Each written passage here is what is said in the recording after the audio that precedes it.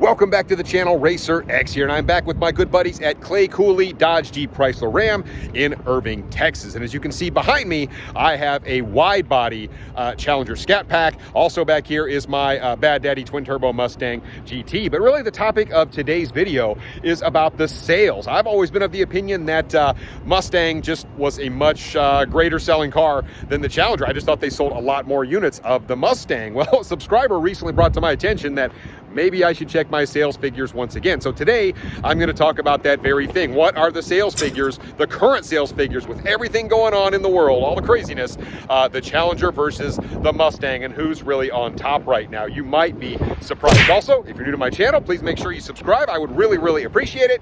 And here we go. T-minus 15 seconds.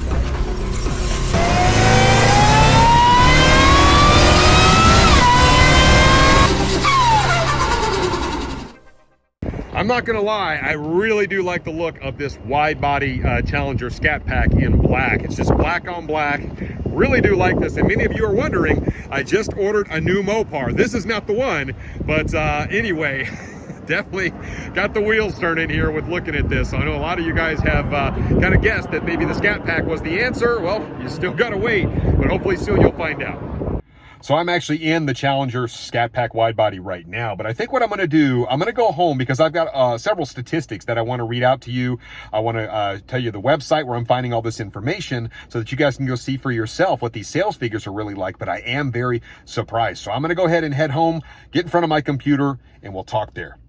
So now, safely at home, out of the wind, I am actually in front of my computer and on a website called goodcarbadcar.net. And this is a pretty handy website for several reasons. It gives you sales figures like per segment. It gives you safety numbers. There's all sorts of different metrics that this website keeps in terms of, cars. Really, anything you would want, you can kind of find different statistics on it on this particular website. So it's pretty handy. I'll actually put a link to this muscle car segment that I'm looking at right now in the description down below. But one of the first things I want to call out, and one of the graphics that I want to show you, I'll actually put it up on the screen, is the Q3 for 2020 versus the Q3 2021 sales. And I was, as I mentioned, I was always of the opinion that the Mustang was just a much higher selling car than the Challenger, but apparently I was wrong. So history would show us that that traditionally was the case, but somehow, some way, the Challenger has been able to not only catch up, but surpass the Mustang in sales. So when we look at this particular graphic,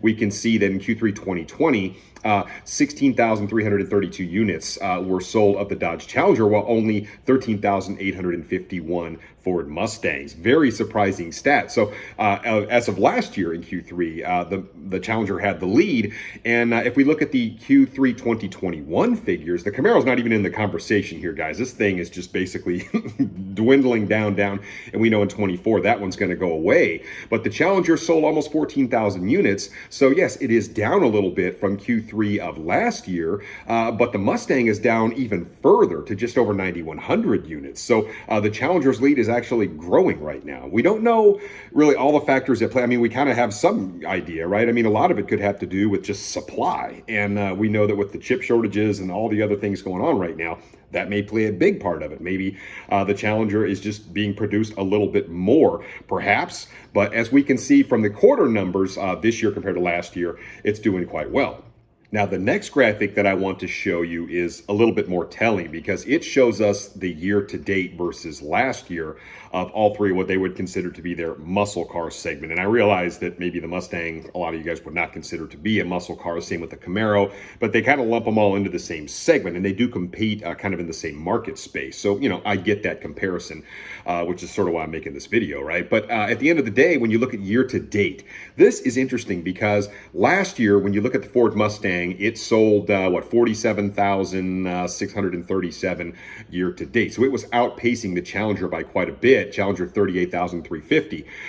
So definitely Mustang was ahead of the game, but things have changed quite a bit when you look at this year to date. As you can see, the Mustang is down almost 14% compared to last year. So they've got 41,000 units out there. And then when you look at the Challenger is actually up 15%. compared to what it was doing last year, which means that it actually surpassed the sales of the Mustang by about 3,000, over 44,000 units sold. Now, granted, that is still down a little bit from the previous year. I saw that in a different statistic they had on here. And you can see the monthly stats there for September even of this year there on the left-hand side of this graphic. You can see that both the Challenger and the Mustang are down. You can see that, 14%. But look at the Mustang for last month. Man, down 41% in sales. So there's got to be something going on there in terms of just, supply shortage or something, because that is a huge number. And you can see the Camaro is just fleeting right now. I mean, 15,000 units year to date, way down from the previous year. And I believe that was way down from the previous year prior to that. So the Camaro is really struggling right now. So another kind of just off the wall stat that I wanted to throw out there about the Challenger itself, something I found kind of interesting when looking through this webpage, is the fact that, Challenger since really 2008 just saw a really steady climb. I mean, in 2008, 17,000 units. You can see 25,000 units in 2009, and up it went up until 2014. It kind of petered out there at about 51,000 units.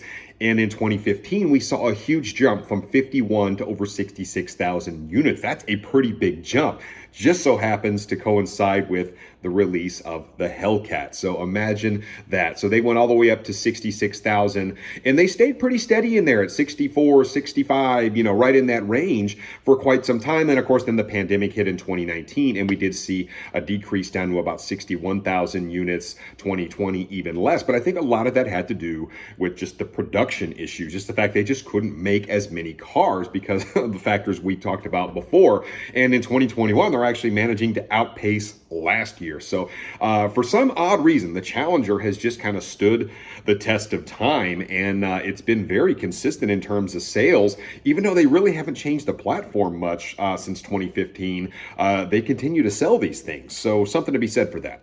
Now I want to show you the graphic of the Mustang sales trend, and this is what is really telling. So I wasn't necessarily wrong by thinking that Mustang was always, the better selling car compared to the Challenger, but like I said, times have changed a lot. So I mean, look back at 2005, over 160,000 units they sold, and they were just cranking along, and they've kind of went through this little wave because you can see kind of this downward trend, and it kind of comes like 2009, 2010. I mean, they really kind of dipped down into that 60-70 range, and then of course it came back up until 2015. Had a pretty good year in 2015 at 122,000 units, and ever since 2015, look at the sales trend of the Ford Mustang. You can see 105 in 2016, 2017, 81, and down and down and down. Last year, only 61,000 units, but it still beat the Challenger, as I mentioned before. But look at 2021 year to date, 41,000, and Challenger has gone from just basically selling like less than half to outpacing the Mustang, which is just insane. But it is really interesting to look at how the Mustang has kind of come full circle, and now their sales trend is just going down, down, down, down. This is really eye-opening to me to look at that. Now, I do want to go ahead and point out one quick thing just to kind of take it out of the equation. There's just so many things you can look up on this website. It's actually really cool. But some people may say, hey, well, look, maybe that's just the way these particular brands are trending right now, and this is just a smaller piece of that. Well, it's a little bit telling because I look at this, and Ford as a company is down 7%. Obviously, with everything going on, you're going to probably see a lot of these brands that are down to some degree. Some of these are actually way up, which is kind of really interesting. But when you look at Dodge, they're actually down 14%. So Dodge is actually down almost double what Ford is right now. So the Challenger just is kind of not following that trend at all compared to the Mustang. So I just want to put it out there. It really doesn't have anything to do with how the brands themselves are doing. So there you have it. The Challenger has been a very consistent performer for Dodge, even though it wasn't just this home run thing like the Mustang was at some point. As we can see, the Mustang is clearly declining in sales, and the Dodge Challenger just continues to crank them out, even though there really haven't been that many changes made. I guess a lot of people really like that retro styling on the Challenger because it has just been a very steady, consistent performer for Dodge, and now it's surpassed the Mustang. Just surprised the living crap out of me that was the case, but that's where we're at. So anyway, guys, I thought I would bring it to your attention. It's been a fun one. Let me know what you think about it in the comments down below, and I will catch you on the next one. So until then, RacerX.